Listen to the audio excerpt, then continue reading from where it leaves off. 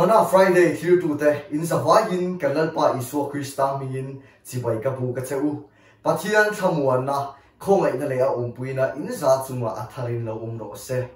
amen he hun thutak mai Pathian in a thu puan chuana hun cha min pe ka hian thupui ta na karon wa chu ngaidam theihloh sual Thlarau Thianghlim sawichhiat ti chungchang ani hei hi thupui poimo em mai le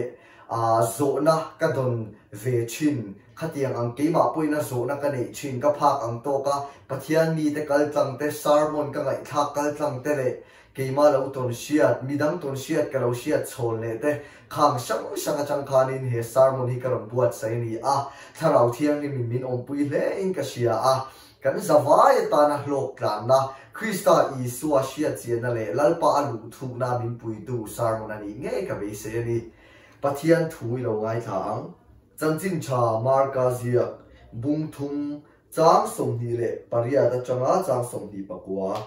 ti tak mevin ka sil a cheu mishing fa te hi an sual na zong ale Pathian an sawichhiat na kong enga po an sawichhiat na te chuan ngaidam an ni ang tu po Thlarau Thianghlim meu sawichhiat ero chuan engtika ma ngaidam na lova chatuan sual na konga chuan thiam lovin zo kang ati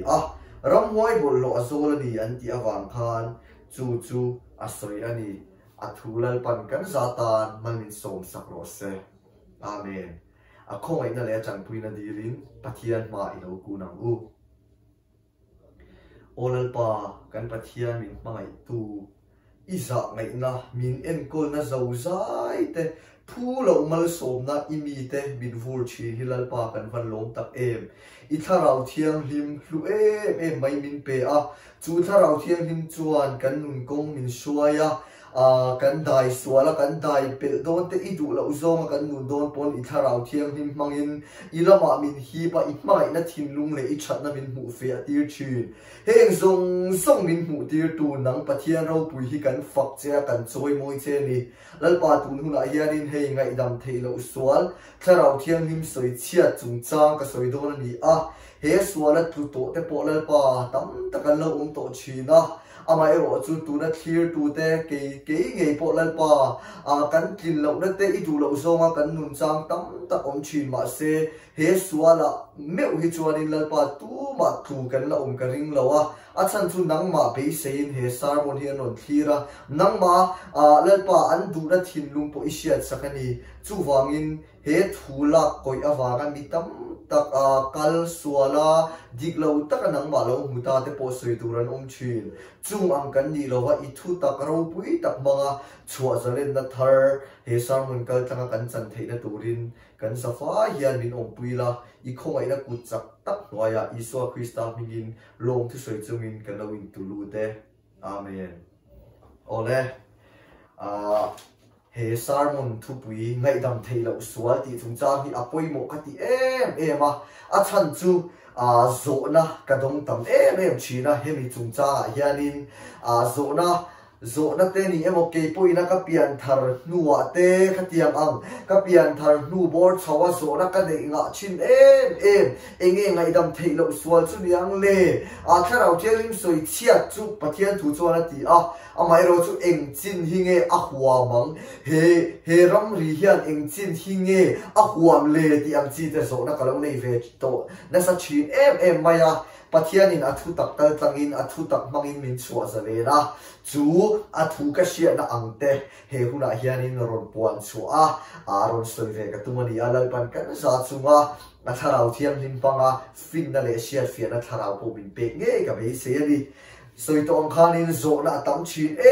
maya Thlarau Thianghlim sawichhiat anga in ngai he ngaidam theihloh sual hi ti ta anga in ngai khatiang ang ngaidan le ril ruina ti buai tam takpo kan bo lovani tin chen khatero chung chu Pathian an laksan to lutuk Pathian du lo zongin an nuwa Lalpa an kal san thui to lutuk hi he ngaidam theihloh sual hian lo tuta ngaidam theihloh sual Pathian ma Thlarau Thianghlim sawichhiat ang hian an ril ruwa in thiam lo mari in dem na sa khatiang anga ril ru ipikle to taka hun hmang te po an lo china an ko ngai tha khop maya ka mel siat nu pakhat phei chu a ko ngai tha khopa Pathian in ka sual mi ngaidam thei to lo ngaidam thei lo sual ke ba hen ka ti tat to hi ti a chat vak china ti khan ril run na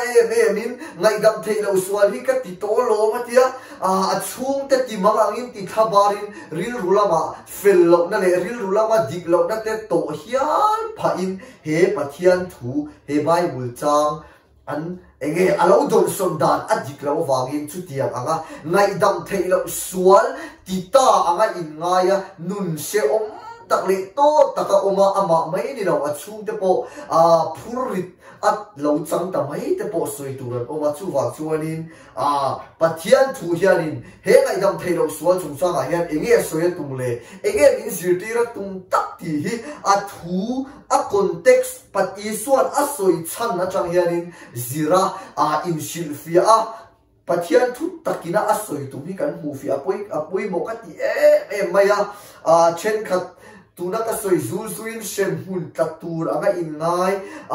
chave thei to lo tur Pathian in angai dam ve thei to lo anga in ngai tatak tianga sualina anoril ruwa azem at ege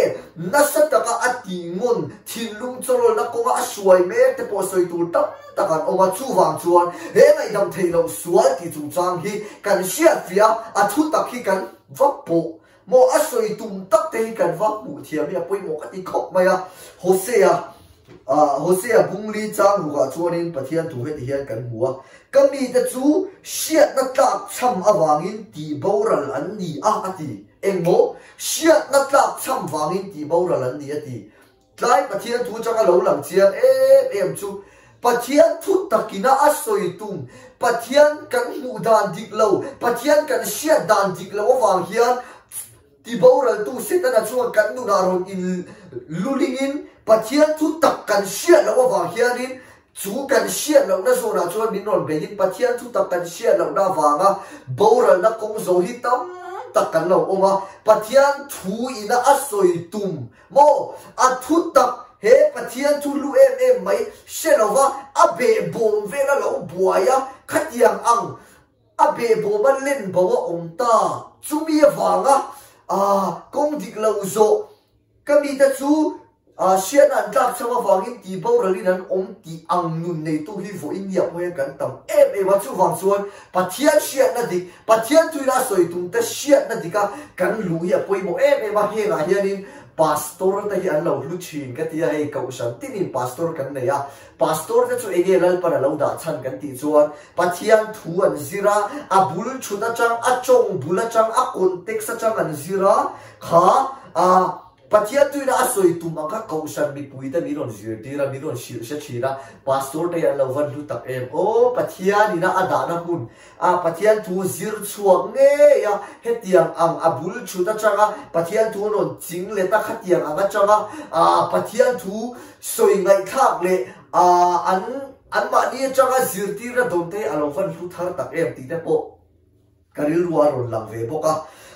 tuna chuanin kan soi tuma tak ngaidam thei lo sual ti chung changa khan kan lu tanga mathaya bung so pani nichina khan marka bung thung chang somni paria le somni pakwa kan soi to tin mathaya bung somni pani chang som thung pakhata changa chang som thung le pania po hianin nichina karon chiarang kha chiang takina lo in sia ka ngaidam thei lo sual chu Thlarau Thianghlim soi chiat chu ngaidam thei ani lo he dam chung he khoveran dam chung po hian ngaidam thei ani lo tin I so chora lo soya ama sa poi mo ka ti chu Bible kan chiar hianin chiar ve tok te chiar lo ai chu chiar mol ve tok te po ti la chong moi lo ni lo wanga chiar ve sim i a chani Pathian thu chu anunga thila ti theya amai ro chu Pathian thu hian in enge soi atum helai hian in enge soi atum enge a be bom le a cheve la thil theng ti po ngai to lawa Bible chang pakhat mo khatiang ang kan cha kan ti lai kan an thur chuaka enge asoi tum ber po kha fa ngai to lem lovin kha Bible chang cha kan ti zo kan kal for pui fa khami Bible chang pakhat te awanga kal sualta Bible chang pakhat awanga kong diklo zo ta Bible chang pakhat awanga engting eniang công dik lawa pol eng ting e liang I sual lat san zong te khatia anga pol lo in tin te po hi soi tur tam takan to chu ke aya she zok le ril zok khami ko nga sheril zok tak te po in nianga chu wa chu pui bo ka ti ta em chu bible cha pakhat tuna po ngaidam theihloh sual ti chu Thlarau Thianghlim sawichhiat ti kan shelan ba ama ero chu kan sia ta ta pui bo ka ti chu heng ang Pathian thua phe hi chuan kha bible chang te kan soi vak chuan miril ruwa suai pen pakanga Thlarau Thianghlim ka lo soi sel ta nia ka lo soi cheta ania nga ka soi cheto em le ti ngai dan khatiang angina abual te kha thei ka tani chu wang chuan he bible chang lo chuan ani enge he bible chang Thlarau Thianghlim soi chia chu ngai dam thei an ni lowang ti hi I suan eng wanga soi nge ani kan ti chuanin chang mathaya bu so pani chang som thum le pakhat le chang som thum pania kha ngaidam theihloh sual chung chang ka ro di zia ka chumi ma I suan lo soi chumi a soi ma chia lo soi chu chang som ni pani na chang chumi lai chuan mi del chong theihloh ram hoi man pakhat ate ran mon suaya tin ani chuan lo ti dama chu ti chuan chong theihloh chu lo chong thein alo mu thei ta tin mi pui ho zong chuan mak an ti le he mi hi Davida fa chu ni lawm ni an ti ani ma sela farisai ten chu an sian vele he mi hian ram huai lal bel se pula awang lo chuan ram huai te no chuak lo wang an ti tin I suan an ngai to na te chu alo sia an ne na khoi ram po ma ni in dawa piang an boral chin khoi khwa po chung khat po ma ni in dawa piang an ding ko chuak lo wang tin setana ve kan ho chuan ma ni in dawa ni amasin aram chu eng tin nge adin chu ang le tin ke je bel se pula awanga ram moi te no chuak chin ka lo ni chuan in fa ten tu wangin nge an lo no chuak chin le chu wangin an ni chu nang ma ni ngai to tu te an ni ang amai ro chu ke hian Pathian Thlarau awanga ram moi te no chuak chi ka ni chuan Pathian ram in ni na alo thleng to ani ang ti thu I sual so alo soi phot ani kha ngaidam theihloh sual ti a soi ma khan chu ta chaka lo lang chiang ta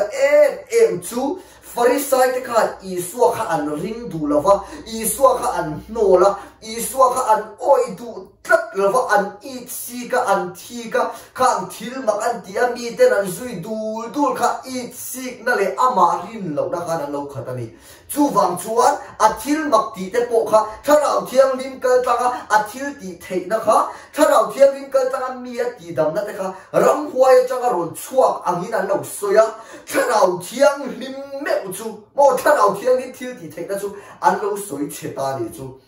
ta chaka lo lang chiang em abul chut ngaidam theihloh sual ti chung chang I suan ro soi chan chu enge kan ti chuan farisai te na man nola an du lo an ho em Thlarau Thianghlim ma chang a thil ti theina ka ram huai na tho an ti saka tin a chang dot lia a hian in aron ti fia le boka he ngaidam theihloh sual chung chang ngaidam theihloh sual chu I lo ti ve to reng em ti te po ka ron soi chho do ni chang som thum pani na ngaidam theihloh sual ti a soi zo ve le I suan a soi chu thing chu a cha ara po thing chu a cha ara po a cha in ti lo vek le thing chu a chia ara po a chia ti lo ro thing chu ara a sia chi a rul tha te nang nin sual reng chungin eng tin nge thu cha in soi theyang thinlung a khat liam chu ka in a soi chi na sin a lo ti ta chia ni chu tai chang lam chiang chu farisai te khan an thinlung in I sual kha an ring du tat lova I sual thil ti te khan oi lova I sual na thoreng le kha an thinlung in an oi tat lo chu an thinlung an oi lo na chu an ka in Thlarau Thianghlim sawichhiat pon alo zui re ani chu ta chang lam chiang ta em chu mo ngaidam theihloh ati te chu tu te nge kan ti chuan ama sam zoka thinlunga I sual nol thinlunga I sual du tat lo thinlunga I sual ring du tat lo I sual pom du tat lo ni angai phot ngaidam theihloh sual he ngaidam theihloh sual a tu chuan thinlunga I sual nol tu I sual du lo tu I sual ring lo I sual pom lo tu ni angai phot tina pani na I suan rin lo na wang chuan Pathian changa thil ti theina a Thlarau Thianghlim ma changa ron chuak kha oi lo wa soi sel tu ni ngai bo ka ni chu ta changa lo lam chiang ta em kan in en fia ngai ka ti chu mô mi tâm tập chuan in ti pal thil tu in Thlarau Thianghlim mi kalau soi che to mai à Thlarau Thianghlim mi mà na mi tak sa che na chan mi lim sang te kalau soi sel to Thlarau Thianghlim soi sel tu hi kalau ni to mai ang Pathian ni ka lat sang to lu tu ka khei chu ngaidam theihloh sual hi kalau ti to ang Thlarau Thianghlim mi ka sawichhiat to ka hring ti anga ti pal thil tu Thlarau Thianghlim lo soi sel anga in ngaihten om chin chu chu adik lo kha ngai da ni na lo ti buatsaih ni chuan hose a bungli cha ru ka kami da chu sian na an tak chama wangin ti bo ra lin an om ti zi a khan I lo chang ve thei thak ani chu wang chuan enge kan zir thei tlai chang enge kan zir thei kan ti chuan ngaidam theihloh sual Thlarau Thianghlim sawichhiat om zia chu I sual nol I sual du tat lo I sual hring du lo chumi awanga Pathian na tho a Thlarau Thianghlim na tho ka manga lo soi sel tu te kha lan I sual ngaidam theihloh sual ti ati ta chu ni nang mali na kha nang ma kha lo in so te tu na kha nin mi tam tak chu ka soi tong khan ka mel siat pakhat po ngaidam theihloh sual ti amina in ngai thata a chap reng ati khan Pathian ma in chira e khai Pathian ma ngaidam theihloh sual lo ti to emo I in ti awanga in chira thinlung ila nei ni chuan Thlarau Thianghlim ina la kal san lo che ama pan turin ama du na le ama chak na ama be se na I thinlunga ala da zok ti na ni apma ngai che ala en san lo che ala kal san lo che ti na ni hallelujah amen Pathian min chu fakin ong lo se ti pala sawichhiat lampang ka kok lo mo kalau soi sel to in ka sia ti lampang ka kok lo I du thu renga I thinlunga I suarin lo na kha chumi a changa Thlarau Thianghlim na tho I lo sawichhiat na kha ngaidam theihloh sual ti chiang taka I suar na lo soi chu ni avan pui mo em Korin kwa mi te ne na tir ko pola le ka thon pakhat na bung so pani chang thu ma po khanin he ti hianin Pathian thu kan mu chu wangin tu man Pathian Thlarau thu so in I suwa chu an chetong ani an ti ngai lo tin tu man Thlarau Thianghlim ma chaw lo chuan I suwa chu lalpa ani an ti thei ngai lo ti ka sia ti ra che alo ti pokani tu na khan nang ma le nang ma kha lo I so te I suwa hi ila ringa I suwa hi ila dua I suwa du na ama be se na ama chak na ama du na thinlung ila nei ani chuan kha Thlarau Thianghlim changa la chuak ani Thlarau Thianghlim hian ala kal san reng lo che ni Pathian ding chu fakin ong lo se lan I suan eng ting e ti kha kan ne na lo kal chu kan no chuak top lo wanga ti tu na khan mo nang ma thinlunga khan I suwa ila nei lo ani pon I suwa pan du na thinlung I suwa nei du na thinlung I suwa be se na thinlung ila nei ve chang ani chuan Thlarau Thianghlim ila soi chelo ngaidam theihloh sual hi ila ti lo ani lalpa na la ngaidam thei che ala ngaidam du che chan tir nge che tu amma ngai na thinlung hi nang ma hu fi tir che du ni ti lo sia la tin chang som thum le pani na mathaya bung som pani chang som thum le pani na top la ma khanin he ti hiarin kan hu boka ni china khan ka ron chiar che na wa o ka ron chiar tu la ka ron chiar ga tu po Thlarau Thianghlim meu soi sel a piang ero chu an soi sel na chu tun dam chung po hun lo la thleng tura po ngaidam sak an ni lowang ti thu kan hua aru khop maya ngaidam sak an ni lowang an dam chung pon ngaidam sak an ni lowang ati enge umsia kan ti chuan Pathian ngaidam theihloh nei si lova enga ti nge ti zo na ta po kan lo nei mai thei ngaidam sak an ni lowang ati chan chu khang Thlarau Thianghlim sawichhiat te khamo an thinlunga hian I suwa rin lo nei nan khat ka ti to kha I suwa lampang enga tan man ngai lova I suwa hi an nol top chu wang chuan mo I suwa ngaidam na Pathian ngaidam na po kha an va be sei lem lo Pathian ngaidam na chak pun an lo an thinlunga cholol lu tu kha Pathian ngaidam na du po khanin an va in ngai tom lo ti na ni chu wang chuan a ngaidam na be sei lo thinlung meu an lo nei to wang khan Thlarau Thianghlim an soi chia chu wang chuan ngaidam thei an ni lo wang ti in Pathian thu chuan lo soi ani hallelujah amen hem kan ni lo Pathian du na thinlung kan nei hi avan ro pui tak lalpa min chu fakin ong lo se chu wang chuan in mi tak sa che na chan lo soi sel te mi Thlarau ram kan sia thiam pui lo va soi sel fak ka a chu lo ama ero chu i suarin lo na thinlung i nei chuan lova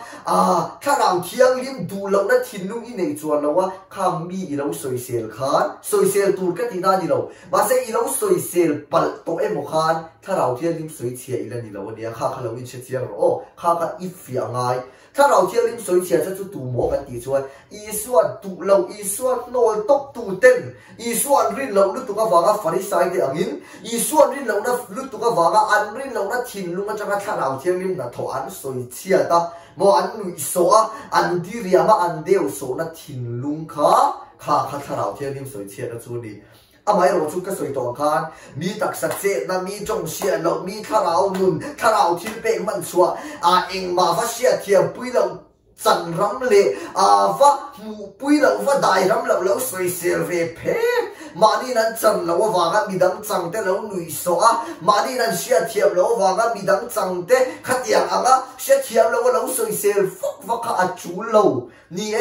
kha Thlarau Thianghlim soichhia na chu alo ni mai thei amai ro chu lo mi dang te ne na in huat na thena chu lo mi dang te ei lo ni na mi dang te a thlo na mi dang te fa in huat tir na mai ani ma so da lo ani amai ro chu i ring tunun dal zong ani emo i rong bol na te khatiang ang dal zong a khatiang ang Thlarau le khatiang ang zong a ru che vak ten lo ani chuan mangai na changa chuaka an mani sil hawa an dik lo nai sia chu mangai na changa soya an dik lo na lai ang te fa sia te kha chu iti tur ani tho amai ro chu nui so ang zong de ute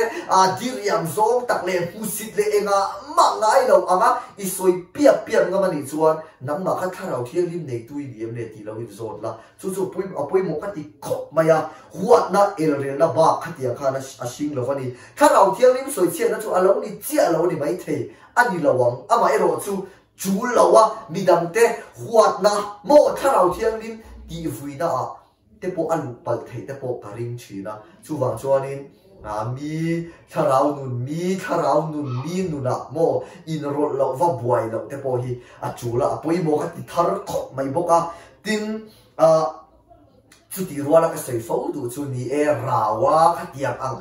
lam hlim lam te po kha chalu tu kani chu khatiang ang Thlarau thil pe man chua kha amai ro chu chung zong aya buai pui masaka kan nei ngai chu Pathian thutak hi ni athu hi ni Pathian tu chu an ra in shema yang an tia lo soi se la lo sia thiam lo fak aya kan ti masak tu chu an ra hun kan lo enang khang an tak sa che ta chante an Thlarau thil pe man chua te kha ni engi aron ra chua aron ra chua nge tu chu Thlarau ra galatia munga chang som ti pani mi kha an nu na aron ra chua kem kha kan te na tu chu ni ma mi sing zong a lo te fak tu po ni chuang lo ma ni lo in en fia na ma ni nu na kan lo in zir the na an nun le Pathian thu te po kan lo me bil kan lo be re ma ngai chang te po ong chi ti te kha ka thupui ni lo ma se karon tlak tua karon soi tua ni chu khang chung chang te po ka Pathian re wa ti ni chuan chung ta ga soi te po cha ko min ka sia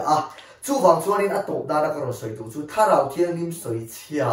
anga ilo in ngai to amai ro chu nang ma khanin in thiam lo na te Pathian lampang pan du na te ila nei ni chuan Thlarau Thianghlim ila soichhi top lo ngaidam theihloh sual hi ilo la ti lova ni ngaidam ngaingam takin Pathian ne na ngaidam na chang tur hian ron le la lalpa ne na hian hmangai na ang chunga he ron kir le ro ti in kha ngaidan na lo ti boy te kan omani chuang kalau sui tu chewa lalpa hi van cha em tero hmangai na in Thlarau Thianghlim chung tam ta kan ti hui chin hian hmangai na in alam pen turin alam hoi turin min som reng chi na ni hi chu wang chuanin Thlarau Thianghlim soichhia nun hi kan nei ang ti ro chu an lo khop maya I suang he in Thlarau Thianghlim soichhia te an thei zia Pathian thua he ma thaya te marka te kan hua chu wang chuanin Thlarau Thianghlim soichen nun nei tu te kha tu te nge I suaring lo tu te ni pian thar nuwa sual ti ka sermon kha ma na khanin ka soi to kha langai thalo ka no mani cho kho in longai thaula khata khan chiang ta ka karon soi chu sual ni ti isya den chunga iti lui chuan bo Pathian ni ngaidam le sing thong ti chunga iti lui chuan di lalpa hi mangai na dia mo za ngai na le kho ngai na khatania suala kan lo nun le chang te adu lo zong kan lo nun le chang te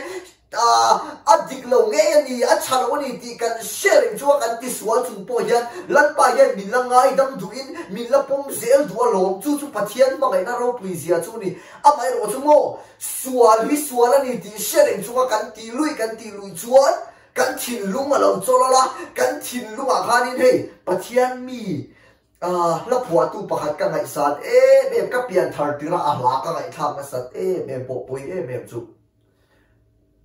Pathian la sa thira ni a worship leader ro pui ta ni a Pathian fakna la ro pui tak tak a phua chuak amai ro chu kha gun chu zong khan aru kim sual lo cho pula fiang ria la pa de na in pona lo tha thawa a thinlung chu alo cholol ta dir mai a to ba chuanin i suwa ring to lo dai arap tha ki ka van ti chu nge chu Thlarau Thianghlim sawichhiat na Ngaihdam theihloh suala po chuanin alo lupa hianin ka sia tu na hian apui ka ti a chu wang chuan pathian ma ngai na le khongai na te hi ngai nep lo wang u mo a khongai na le a ma ngai na hian sual min ngaidam chu mi rual a ti chu sual nung to lo turin min pui thei bok chu pathian khongai na le ma ngai na ina atum chu ni ti kan sia thara pui mo em ani chu wang chuan ho u Thlarau Thianghlim sawichhiat na hianin ni tuna chuan pathian thu la thinlung te kan na neya chu wa chong kan na soi chhelo ani amai ro chu pathian du in a thalo ani ti kan share reng kan ti lui a sim tura min pui tu pathian pula hun pe bible chia le chong chai kan ngai poi mo lo chu te mani a khan rin lo na thinlung sual alo om da lawm ti hi ka lawa chu rin lo na thinlung sual chuan enge shin Thlarau Thianghlim sawichhiat a shin thei tak ani chu wang chuan ho u pathian ne na kan len tun na konga te chang zelila suala i lo tu le thina ni pon suala nung to lo tur sim tu na pui thei tu lalpa bula hian hun lo bang tam la iti theihloh nangma chakna le nangma theina i ne theihloh te chu ne zel turin lalpan a khongai nei na lo chan pui don che ni lalpan in zafa in mal som cheu sela tin request pakhat ka ro nei du chu chong chai na lawa mi lo chef reng ve chi la hei kum khat le chan ve bor ve chu ti hianin garden my sermon karon ti chuak china ni saklo chang te khatiang ang suali na karil ruwa min be na tam tak te khatiang hakta nei na sa ve chin mewa in mi chong chai pui na hi ka ngai tak se ta ni ki kha karon soi du a lalpan hun cha zok te min buatsaih sak le anga Manna Friday ya mana thar kan Thlarau nun min chom seilia na lalpan ama sia chia le suana le ama lu thu na min pui tu sermon chan tak te po in mi chong chai pui na zara le pathian khoi na zara ron soi chun zom sel po kan tu mani lalpa khoi na thamwan na le sa mai na in za chunga lo atharin lo le ro se amen